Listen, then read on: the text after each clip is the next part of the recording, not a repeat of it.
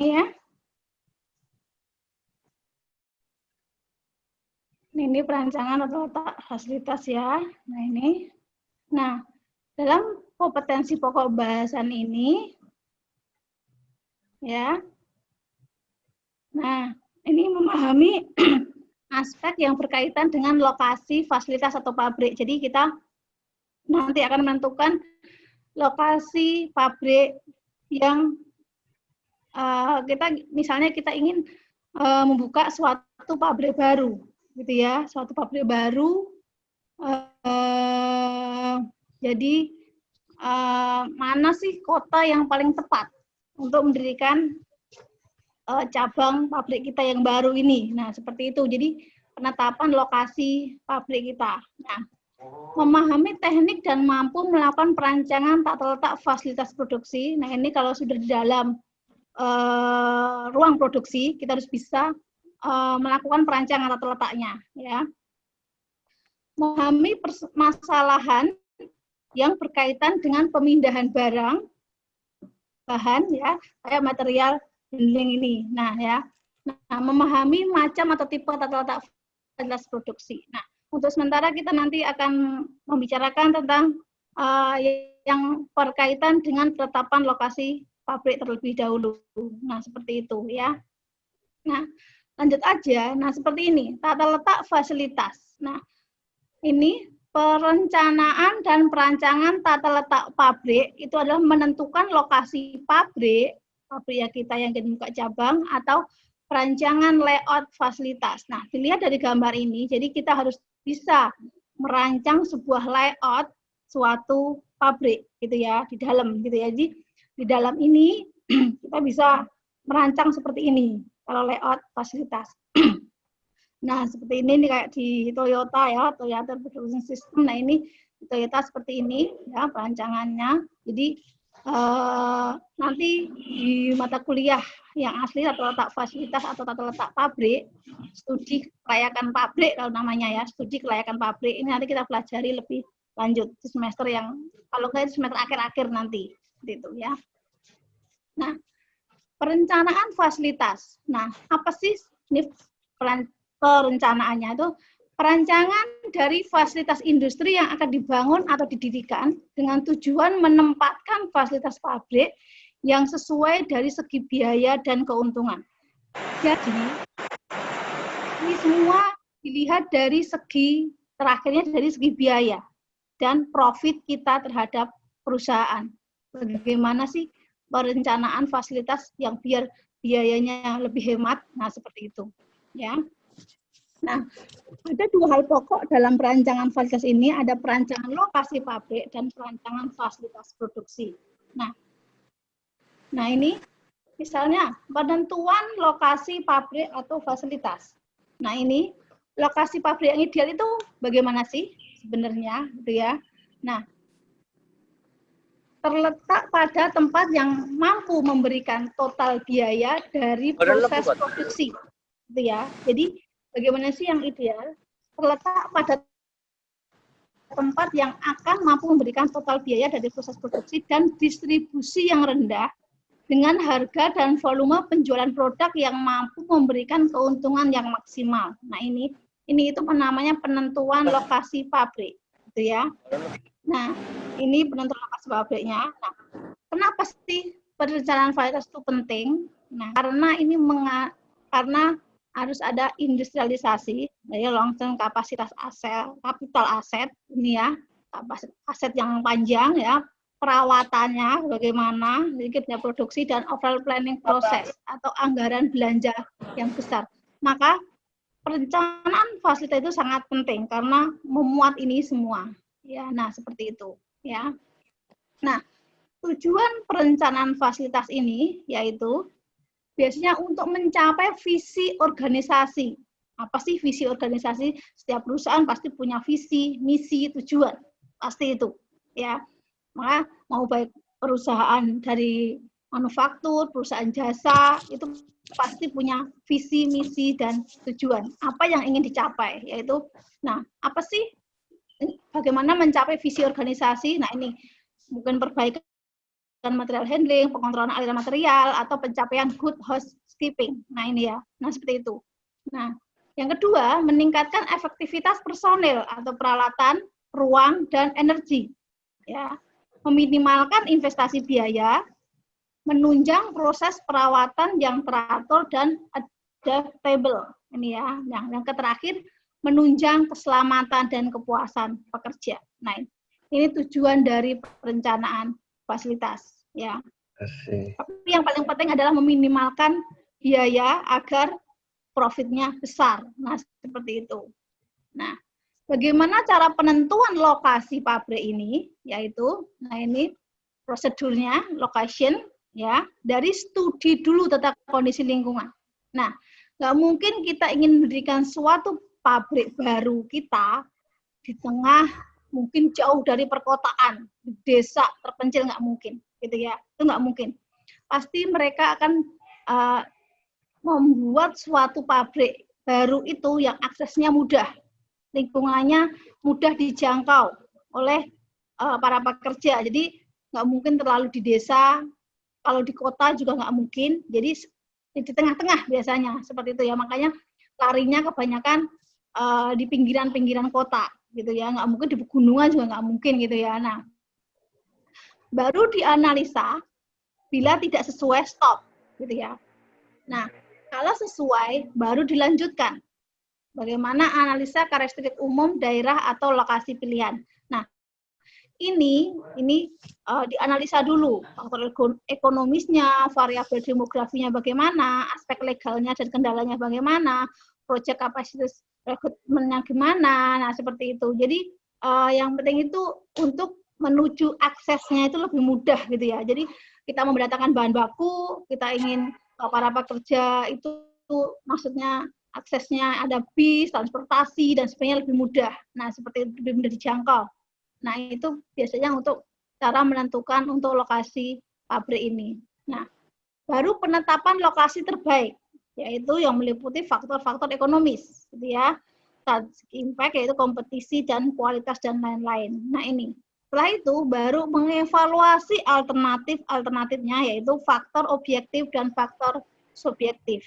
Nah, ini adalah prosedur bagaimana untuk menyeleksi lokasi pabrik baru kita gitu ya. Nah, seperti itu. Nah, faktor yang harus dipertimbangkan dalam penentuan lokasi pabrik, nah ini tadi, market location, yaitu bagaimana sih lokasi pasarnya gitu ya.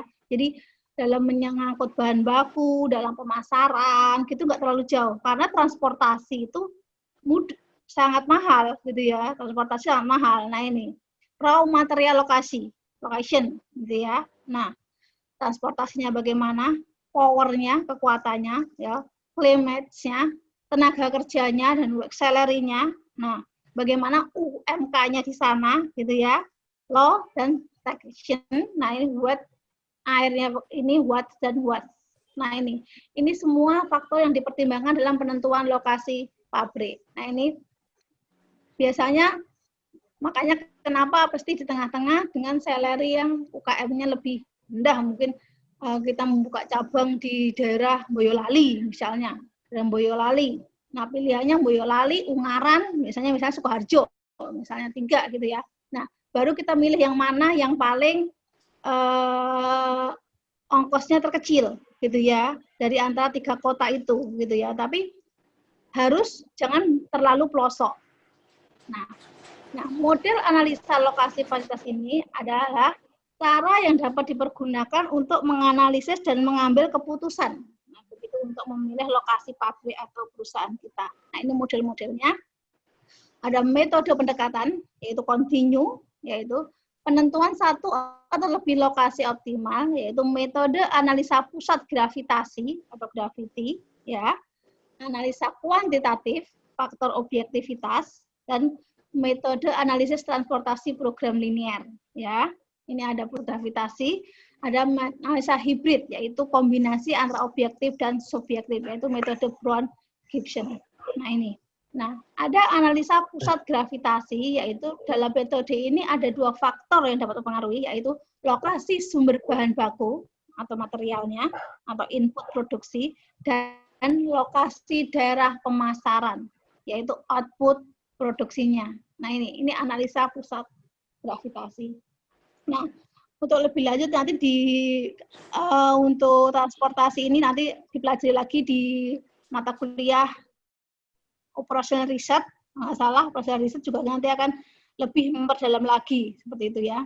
Nah, dalam metode ini diasumsikan bahwa biaya produksi dan distribusi tidak diperhitungkan, yaitu biaya produksi, distribusi untuk masing-masing lokasi, baik dari sumber material, pemasaran, menuju lokasi pabrik dianggap sama. Jadi ini dianggap sama, ya.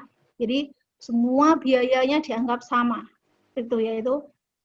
Nah, untuk menganalisa dengan metode ini, input yang diperlukan adalah demand, ya, kebutuhan atau permintaan produk jadi atau bahan baku, dan masing-masing daerah pemasaran atau lokasi sumber bahan baku, itu, ya.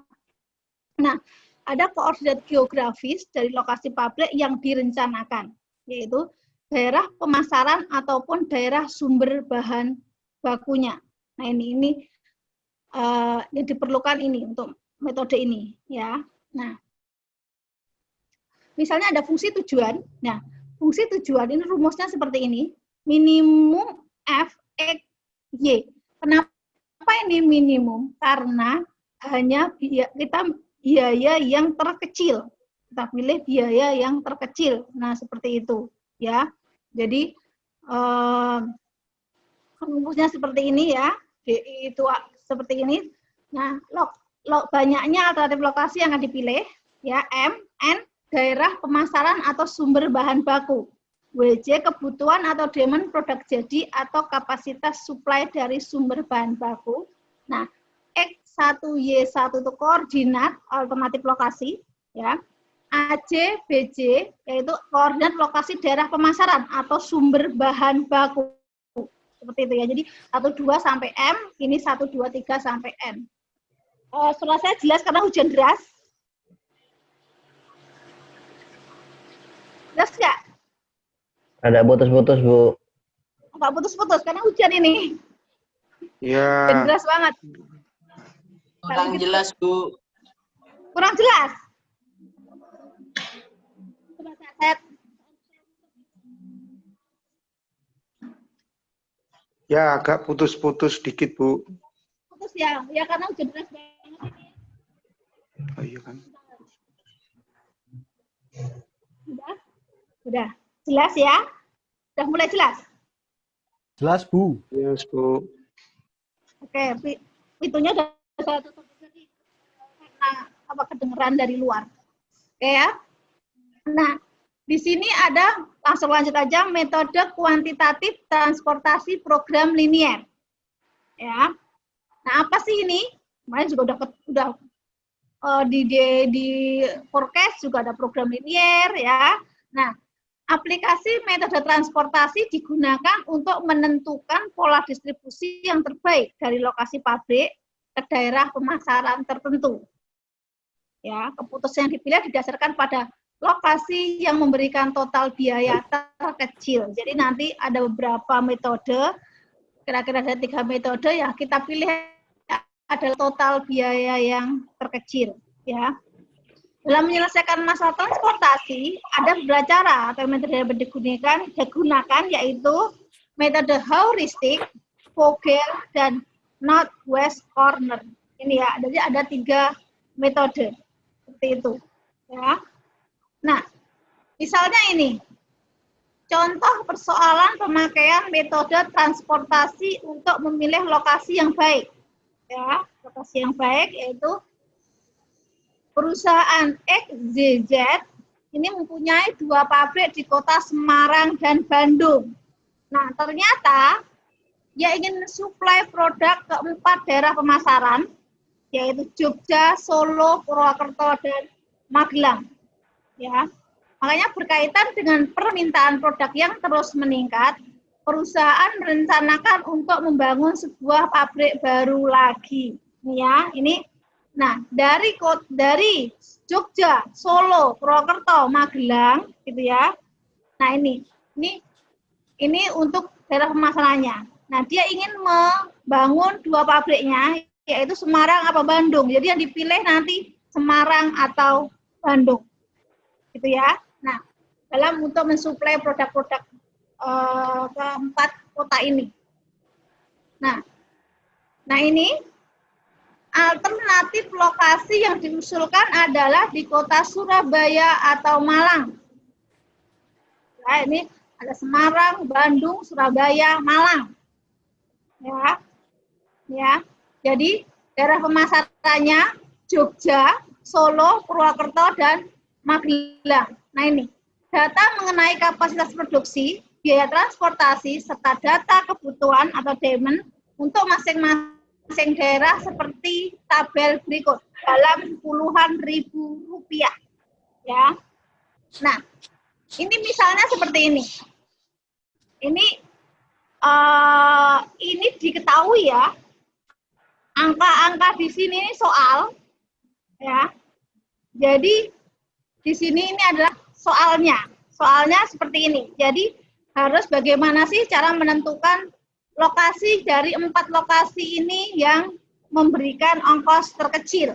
Seperti itu, ya. Nah, lanjut aja ya langsung. Nah, misalnya ini. Dengan analisa secara terpisah antara alternatif lokasi di kota Surabaya dan Malang, ya, maka dapat dialokasikan ke setiap daerah pemasaran dengan memperhatikan kapasitas masing-masing pabrik yang ada. Misalnya ini alternatif lokasi Surabaya, ya. Nah, alternatif lokasi Surabaya. Nah, Semarang, Bandung, Surabaya. Ini yang dipilih Surabaya. Kalau tadi kan Semarang, Bandung, ya, Surabaya, Malang. Ini kita pilih dulu Surabaya. Itu ya. Nah, ini di sini di kapasitasnya ini antara Surabaya dan Malang itu tak terbatas. Ya. Tapi nanti kalau kita milih Surabaya, ya, kita milih Surabaya dulu. Nah, tak terbatas ini kan ini yang awal 650, sini 600, berarti baru 1.250, ya kan? Padahal permintaannya itu 1.650, demannya itu 1.650, berarti kurang berapa? Nah, kita hitung dari Surabaya dulu, berarti kan kurang 400, ya. Jadi 400 kekurangan dari 650, 600, karena di sini demand-nya 1.650, maka di sini adalah 400. Ya, ngerti ya? Seperti itu. Nah, sekarang kita ke alternatif lokasi Surabaya dulu. Nah, analisa 1. Analisa untuk alternatif lokasi pabrik di Surabaya. Gitu ya.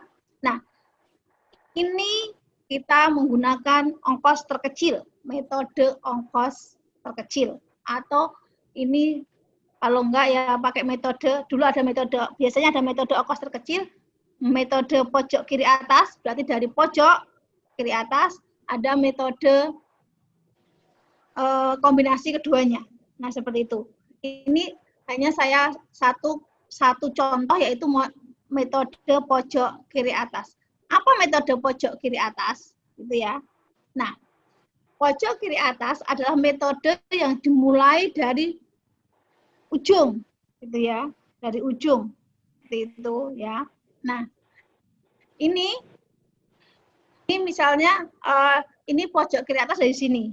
Kayaknya pakai metode ongkos terkecil nih, yang di sini nih, metode ongkos terkecil. Jadi ini salah satu contoh pakai metode ongkos terkecil kayak ini. Ini karena yang dipilih pertama kali yang dihitung adalah ongkos yang terkecil. Dari 18, 20, 25, 15 sampai 55, ongkos yang terkecil adalah 15, ya. Jadi yang dipilih adalah 15, harus diisi dulu. Diisi untuk demand-nya, kebutuhan demand-nya. Jadi di 15 ini kita tarik angka dari bawah, yaitu 450. Jadi 450 taruh di sini, ya, karena kita memakai 450. Kalau kita ngambil dari sini, misalnya 650 kan nggak mungkin 650 taruh di sini, karena yang di bawah sini 450. Jadi antara horizontal atau vertikal itu harus sama, ya harus sama. Jadi secara vertikal demand-nya harus sama, secara horizontal kapasitasnya harus sama yang paling ujung kebutuhannya, gitu ya. Jadi ini 450 taruh di sini di ongkos yang 15, 450. Nah, karena kebutuhannya adalah kapasitasnya adalah 650 dan kita punya 450, berarti bagaimana? Jadi kekurangannya adalah 200. 200 kita taruh di ongkos yang terkecil selanjutnya, ya. Ini 15, berarti ongkos terkecil selanjutnya adalah 18. Ya, 18. Jadi kita ambil dari sini 18. Karena ini 650, udah ada 450, berarti kurang 200. Ini 200-nya taruh di biayanya yang 18. Nah, seperti itu. Nah, habis ini sudah sesuai nih. Yang horizontal sudah sama, coret, sudah sama, sudah pas, gitu ya. Nah, sekarang ongkos terkecil selanjutnya adalah 30. Jadi di atas sudah nggak dipakai, ya, karena kita sudah pas. Sekarang ke Bandung. Bandung ini ongkos terkecilnya adalah 30. Nah, 30 kita cari yang biaya, kalau kita dari sini kasih 600 misalnya, langsung 600 taruh sini kan nggak mungkin, gitu ya. Karena demand-nya cuma butuhnya 300, gitu ya. Jadi yang 300 ke atas. Pindah ke ongkos yang 30. Seperti itu. Ya. Jadi ini dari 600 ini sudah ada 30, 300. Sudah 300, gitu ya. Jadi kurang berapa? Kurang 300. Nah, ongkos terkecil selanjutnya adalah 40. Dari 30 ke 40, gitu ya. Nah, ini dikasih tadi sudah ada 200 di atasnya. Di sini kebutuhannya 400. Jadi kita nambah 200 lagi. Jadi 200 tambah 200 adalah 400. Nah, seperti itu, ya. Jadi yang vertikal Jogja sudah pas, ya, sudah pas, ya. Nah, karena tadi kebutuhannya adalah 600, baru ada 300 sama 200, berarti kurang 100, ya. 100 langsung tarik ke ongkos selanjutnya 45, kalau di sini, ya. Karena kalau taruh di sini 42, ini sudah pas, vertikalnya 450, 450, gitu ya. Jadi kita taruh di sini angka 100. Kekurangan dari 300, 200, karena butuhnya 600, jadi kurang 100. Seperti itu, ya. Nah, setelah itu, ini sudah pas. Bandung yang horizontal sudah pas, Marang sudah pas, vertikal Jogja sudah pas, Magelang sudah pas. Ya, Purwokerto juga sudah pas. Jadi kurang yang mana? Ongkos selanjutnya terkecil adalah 50, ya, yang di Surabaya. Nah, karena sudah 100 dan butuhnya cuma 500, jadi di sini adalah 400. Jadi pas. Nah, dari sini kita sudah bisa menentukan berapa ongkos untuk lokasi pabrik di Surabaya. Seperti itu, ya. Jadi yang diingat adalah ini pakai ongkos terkecil. Ongkos terkecil selanjutnya pokoknya antara horizontal sama vertikal harus sama.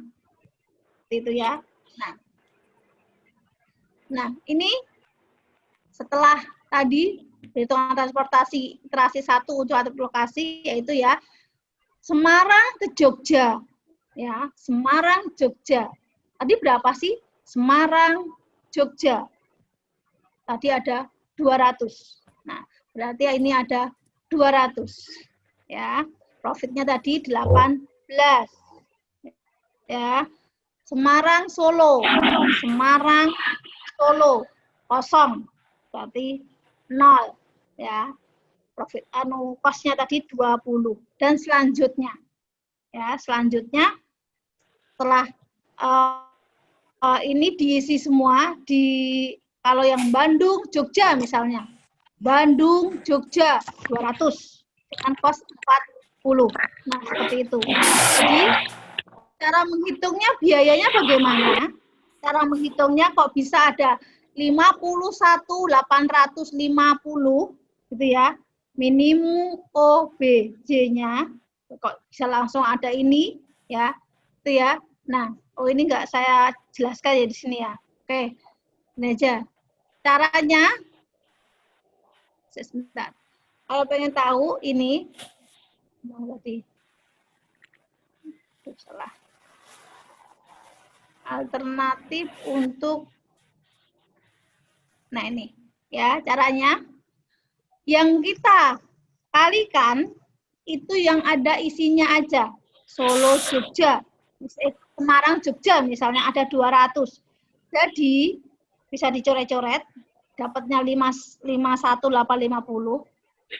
200 dikali 18 ya, 200 dikali 18 ditambah ya 450 dikali 15 ya ditambah 200 dikali 40 ya ditambah 100 dikali 45 ditambah 300 ditambah 300 dikali 30 ditambah 400 dikali 50 jadi jumlah semua nanti dapatnya 51.850. Jadi ingat, yang dikalikan cuma yang ada isinya ini. Ya. Kotak yang ada isinya 200, 200, 100, 400, 300, dan 450. Itu yang dihitung untuk minimum, ongkos minimumnya. Itu ya. Jadi dapatnya 5180 itu dari perkalian dari penjumlahan yang tadi dikalikan dulu baru dijumlahkan semuanya itu ya. Nah sekarang alternatif lokasi Malang ya tadi Surabaya sekarang Malang ya dengan biaya yang seperti ini tadi sudah diketahui di depan ini tadi tidak terbatas karena kekurangannya juga 400 tadi ya, jadi Malang juga 400 seperti itu ya. Nah, caranya sama, lokasi pabrik di Malang sama ya, sama tadi kita dari biaya yang 15. Jadi biaya yang 15 karena ini vertikal yang 450, jadi 450 tadi 15 ya. Lanjut ke 18, 200 ya, sama. Jadi udah pas ya, 450 tambah 200, 650. Ongkos selanjutnya adalah 300 ditarik ke sini ya. Selanjutnya adalah 40, sama dengan tadi ya di Surabaya. 200 taruh di sini karena sini butuhnya 400.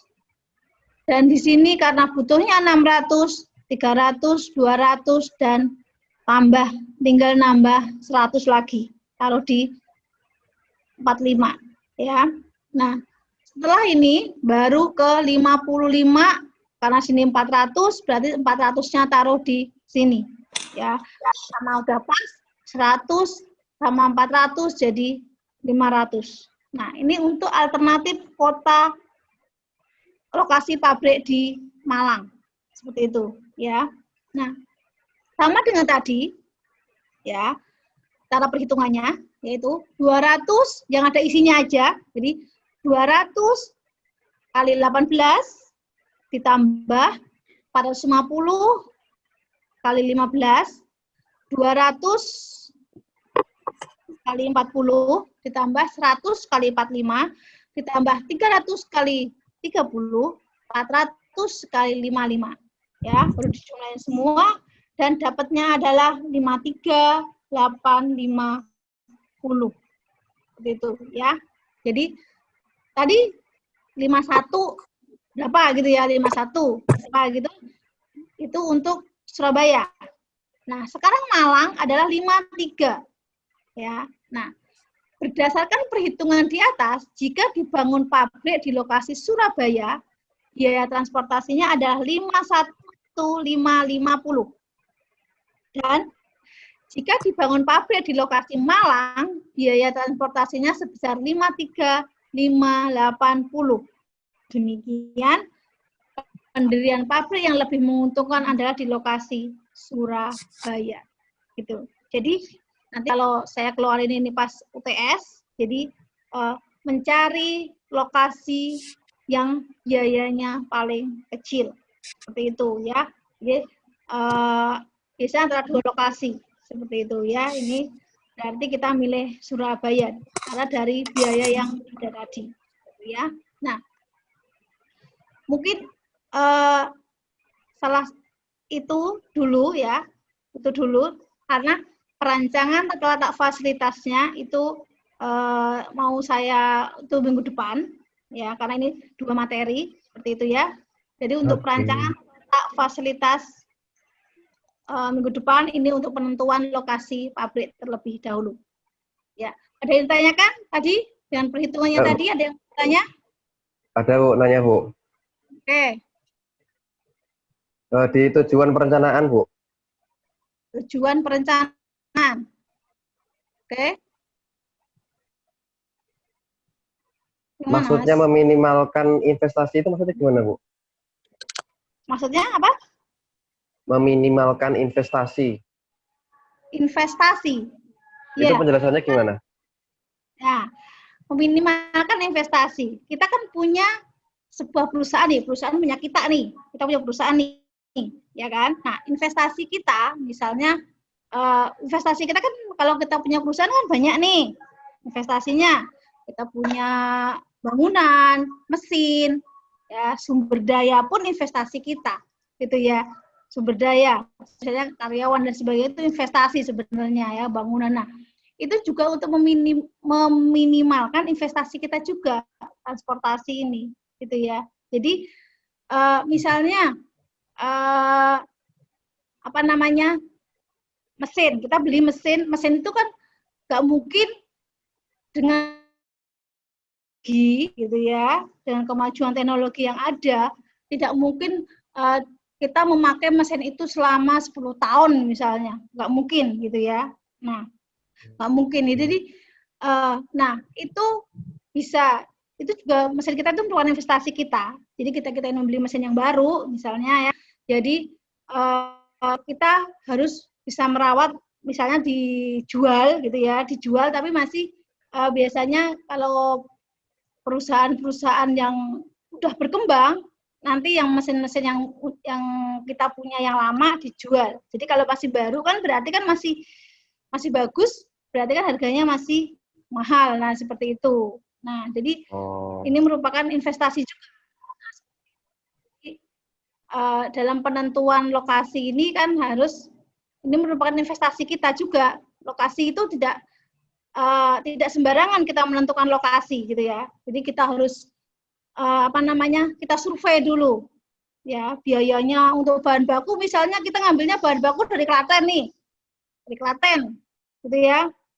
Ternyata bahan bakunya dari Klaten, nggak mungkin kita membangun perusahaan kita lagi untuk distribusi selanjutnya di daerah misalnya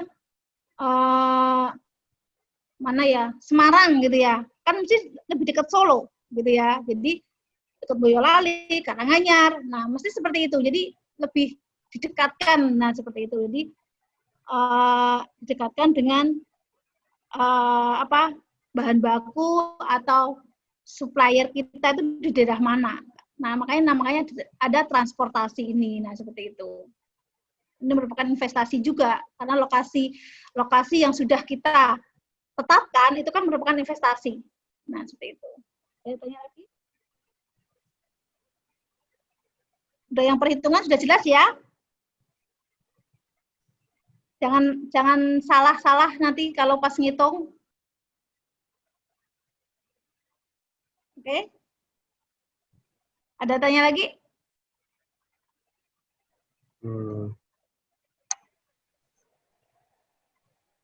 Ada yang bertanya lagi? Mau tanya, Bu. Ya? Kan Ini ya, yang di kolom warna biru tadi loh, Bu. Kok ada opportunity cost tuh berguna enggak tuh, Bu? Ini opportunity cost. Enggak, ini enggak dipakai.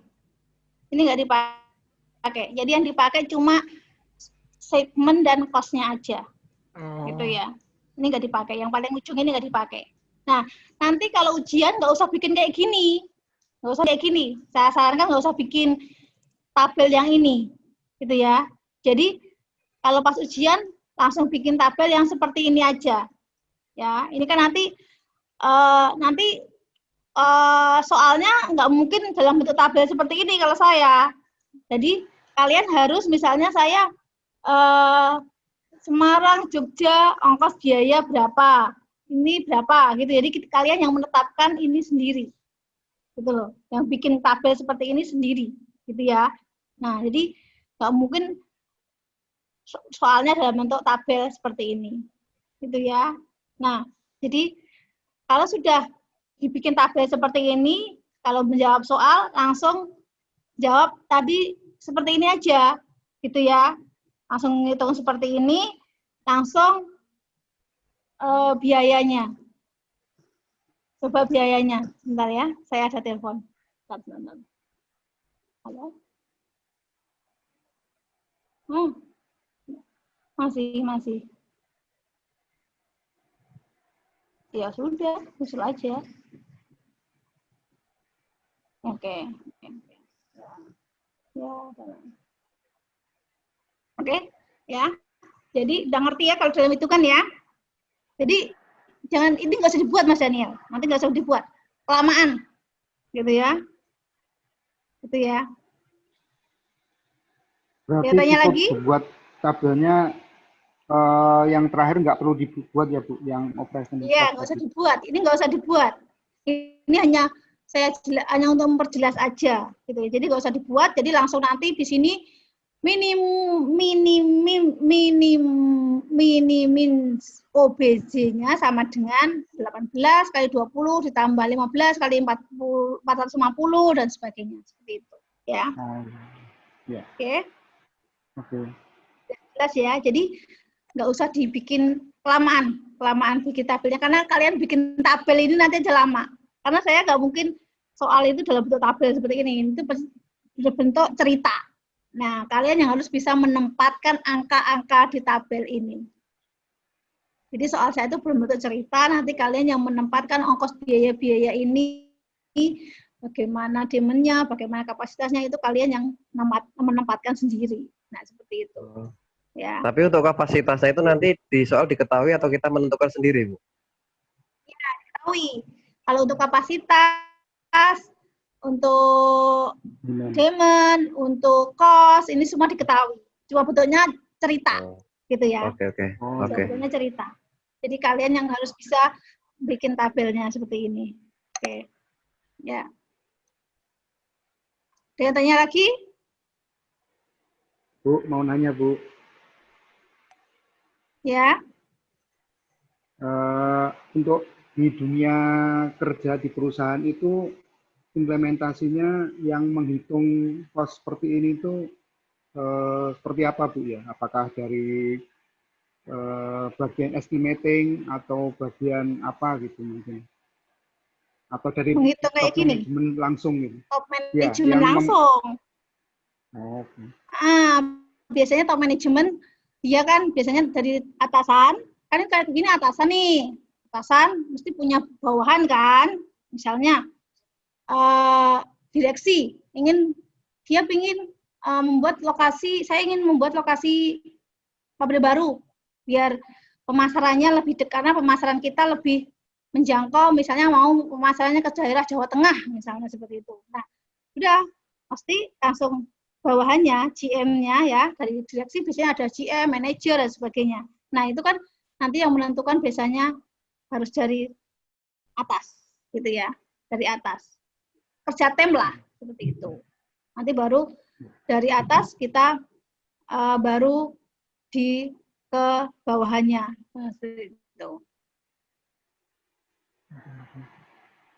Makanya kebanyakan kalau tadi industri itu ke manajer, menjadi manajer ini. Iya, iya. Jadi itu kemungkinan besar hal ini, perhitungan ini pasti dilakukan ya, Bu? Iya, pasti dilakukan. Gitu ya, pasti dilakukan. Karena nggak mungkin kita menentukan suatu lokasi pabrik baru asal-asalan, ini nggak mungkin. Pasti dihitung semua. Dari dihitung untuk bahan baku dan sebagainya, dihitung ongkos transportasinya, dihitung. Seperti itu. Oke, Bu. Terima kasih, Bu. Ya, saya tanya lagi.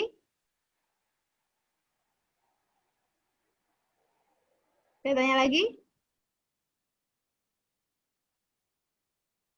Sudah direkam ya tadi, Mas Daniel ya? Udah, Bu. Oke. Udah? Ada tanya lagi? Kalau enggak, ada tanya lagi, siapa yang mau bertanya udah ngerti, jangan sampai salah-salah nanti ya. Ini sebenarnya paling mudah. Ya, paling mudah ini hanya saya kasih contoh satu